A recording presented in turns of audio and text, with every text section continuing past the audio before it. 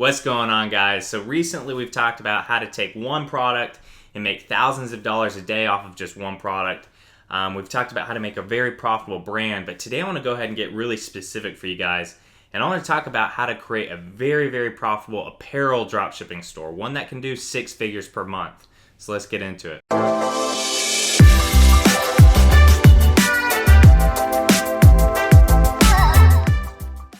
What's going on, guys? I'm Braden Wuerch. I'm here to provide insane value to you guys every day to grow you personally and financially as well. All right, guys, so today I've got a big one for you. And the reason I say this is a big one is because this exact topic is currently making people a lot of money. And it's made me a lot of money for a while now. And that's talking about apparel dropshipping. And I've talked about this before, how it's one of my favorite niches, if not my favorite. And as many of you guys know, I've got multiple stores in multiple different niches, but the store that's done over $600,000 in the last 9 months, that's in the apparel niche. And I've got several students that are outside of the apparel niche that are successful, but what I found is the ones to have the biggest, quickest success, almost all of them are in the apparel niche. Doing anywhere from $60,000 to, we actually had a student this last month do $130,000. They're in the apparel niche. Now, this isn't to say other niches don't work. Other niches work great. Like I said, I've got other stores in other niches. General stores can even work great. But with that being said, I have found that, I'm not going to say it's easier, but I found that, I've gotten the apparel thing down, and I know what to look for. I found so many common denominators, not only with my stores, but now with several of my students doing pretty massive numbers with apparel stores. I found very common denominators that are separating them from other people, and I want to share that with you guys today. So today we're not going to cover, how to do ads for it. We're not even really going to cover, very specifics of store design, because this could be a whole day talk. But I'm going to give you kind of the general common denominators that you do need to focus on if you want to have, an apparel store doing, over $50,000 a month. And it's very possible, and it's very possible to do fast. I've not only myself, but a lot of my students and a lot of other people I know have been able to go essentially from 0 to 50,000 plus within a month or two. Like, it can be very, very quick if you focus on the right things. So I want to go ahead and jump into the computer, show exactly what these common denominators are and what you should be focusing on if you are in the apparel niche. But before you do that, make sure to go ahead and smash that like button for me. Hit subscribe if you haven't already. I'm here for you guys every day to help you grow your businesses to successful numbers. All right, guys, let's go ahead and get into it. All right, guys, so before we get into it, let me re-emphasize that many niches work for dropshipping and work with great numbers. I found success in many other niches than the apparel niche. I just love the apparel niche, and I've really figured out what works and how to, get going really quickly.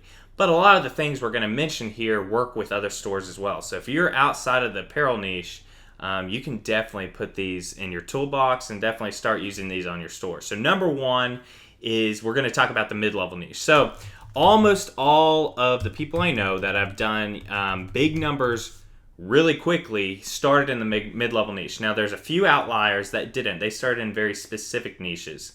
General stores isn't something that I really teach, even though I've got friends that are successful in general stores. It's just not something that I've really had a huge focus on. So that's not something I really teach. So everything we're talking here is mid-level niche and more specific. But I would say at least probably 80% of the people I'm talking about at least started in the mid-level niche, if not stayed there. I know the person I'm talking about that did $130,000 in sales this last month, he's in a mid-level niche. And so the reason for this is, especially with apparel, what happens is most apparel stores you go to online, and it could be something that has retail stores, take like Forever 21 or H&M or Tilly's or Zoomies or something like that. They've got retail locations, but you go online, they've got a lot of collections. They've got hoodies, they've got shirts, they've got pants, different accessories, all kinds of stuff. It looks filled out. Well, that's going to be, somewhat of a benefit to you if you have an apparel store. But the big reason is because upsells and cross-sells. And this is something I talk about all the time, that if you've got, more of a mid-level niche, so you're able to actually have different collections you're going to be able to go ahead and, you could be testing a shirt, but then find out that a pair of sunglasses works, or, hat works, or, a hoodie works. This is what's great about starting in a mid-level niche, and then you can go more specific if it makes sense. We'll get to that at the end, if it what to actually go off of to know whether you should go more specific or just stay at the mid-level niche. But starting out, this is a recommendation. If you already have a store in the specific niche, of apparel, you might want to stay there. But this is for someone just starting out. So number 2, and this kind of falls along the same style, but it's the amount of products. The thing is, you can go ahead and be very successful with a store with 3 products on it. You've got 3 winning products. You can be very successful with a general store of 500 products. The sweet spot I found for starting in the apparel niche is at least 40 products, and preferably 80 to 120. And, this is not a hard, fast rule. It's not. But this is what I found from myself, most of my students that are in the apparel niche. This is something that I found that, holds true. If you're in the mid-level niche, you're going to need quite a few products. You don't want that many that, it seems so overwhelming for a customer, but you want quite a bit. And the big thing is you want each page filled out. So, one thing I can't stand seeing, and I've actually seen this actually hurts conversion rates, is if, say you've got, a hat collection. Your hoodie collection is filled out. You could have 3.5 pages full with, hoodies. But then you've got a hat collection that's got 3 hats on there. That's not going to look great. You want everything to be very aesthetic. And so have at least 1 page filled out per collection. So, you don't need to have, 3 full pages. You could have 3.5 or 2.5. But the point is, have 1 full page. If you're doing the mid-level niche, 1 full page per collection. So if you're doing shirts, have at least 1 full page. If you're doing pants, 1 full page. Hats, 1 full page. Sunglasses, 1 full page. You get the point. You want at least 1 full page filled out per collection. But I've found that, if you have at least 40 products, your store's more filled out. But this goes back to the same thing with the mid-level niche, and this is the biggest reason. Your upsells and cross-sells. And what it leads into is you're going to find winning products. I found so many of my winning products. The person that did 130,000, I've actually mentioned him before. His name's Colby. He did 130,000 this last month. Plus a couple other of my students that are in the apparel niche. They found several winning products because they had enough on there that when people went and searched around the store, they were buying them as upsells or just deciding to buy those outright. And they weren't even marketing those products yet. So it tipped them off to go ahead and market those products, and that's how they found those as winning products. So that's a huge one, guys. Very, very important. Whenever I go to someone's store and I'm reviewing someone's store and they've got, like 18 products, like I said, you can go ahead, you can be successful off that. It's just harder. It's harder, and you're eliminating a lot of the chances you'll have to find a winning product off of people just going to your store and searching around. So number 3, and this is a big one, it's branding. So, I talk about this all the time, but one huge common denominator out of all my students, and this goes for every niche, but especially the ones in the apparel niche, especially the ones starting in mid-level niche, the huge common denominator that they have is that their store is different than everybody else trying dropshipping and everybody else trying dropshipping in the apparel niche. And the way it's different is one with high quality photos. So, they'll use, if they're using, like, say, the free theme Brooklyn, they make sure that those are very, very high quality. And one thing I'm seeing that a lot of people are doing is that they might have a high quality image, but it doesn't really look unique. It looks very staged, not something that would apply to a brand. Like I said with, the other stores like Forever 21, Zoomies, whatever store you're talking about, if you go there, the pictures on there, even forget that they're wearing that type of clothing. It looks like the style of that store. One thing I'm seeing a lot of people doing is they're not even matching the style. If you're having trouble finding pictures, go to stocksnap.io. And another one I like is, it's either Pexel or Pexels.com. I'll just put Pexel. I think it might be Pexels though. Those have, great, great high quality photos to use. Really early on, once you find out that your store is profitable, go ahead and order the stuff. You need to go ahead and order what works. Take your own photography.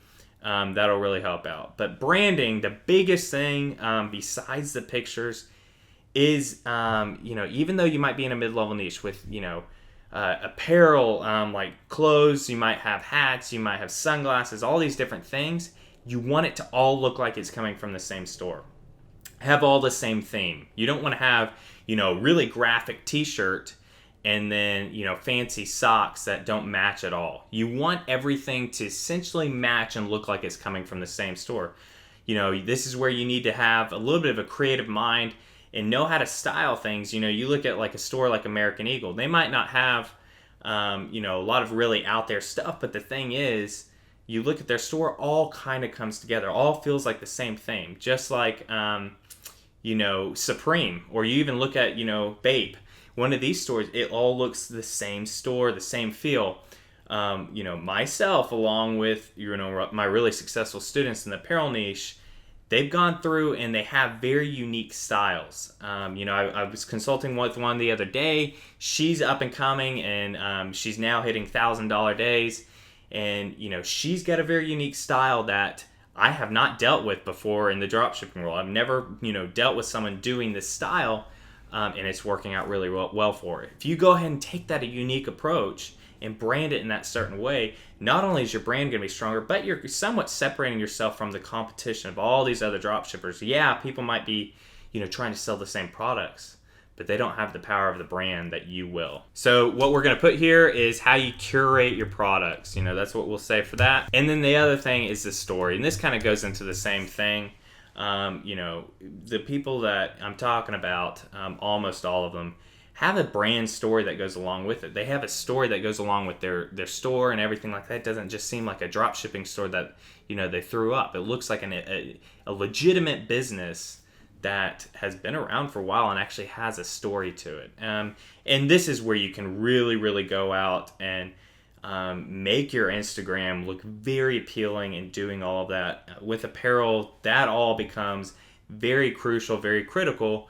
But if you stick to those things, it definitely pays off. Another thing is the extra effort. And what I mean by this specifically is things like sizing charts. So, one thing I've seen is a mistake a lot of people do is they'll go ahead and, put a unique sizing chart for each product on the product page. That's okay. But the best stores I've seen and dealt with, and the ones doing high numbers, what they do is they take that extra time, and it takes quite a bit of time to go ahead and actually convert all the Asian sizes, the European sizes, all the different sizes to one standard chart on your store. So this takes time. It really does, because you're going to have all these different products from different suppliers that use different sizing charts, and you're going to have to curate it into one. But if you do that, guys, the extra stuff, the extra details do pay off here. So that would be a thing. And then 5, this is optional, but have accessories on your store. Almost everyone I know that has an apparel store and is doing well does have accessories, and some have accessories that it ends up becoming their main theme. And they sell those really well. Some don't, but they're great upsells and everything like that. So now let's get into whether you should stick with the mid-level niche or whether you should go more specific. So, like I was talking about with the brand, if you curate your products in a certain way, you've got a certain theme. Many times it's going to make more sense to stay as that mid-level niche, because you built a brand around a certain fill with a bunch of different types of products in that niche. But let's say you go ahead and you find certain accessories sells well. So let's say sunglasses. Let's say you find a pair of sunglasses sells really well, becomes a winning product. You might be getting upsells from, some of your other clothes and things like that. What I want you to do is go ahead and test other sunglasses. If you find, 2 to 3 winning products in the sunglasses niche, it makes sense at that point to then make a separate store, sunglass only store, or a shoe only store, accessory type store. Dapper products, like dress socks and handkerchiefs and stuff like that. make that specific store, and you can keep this mid-level niche store. One, use it as a tester store, or two, still keep working on that as a brand as well.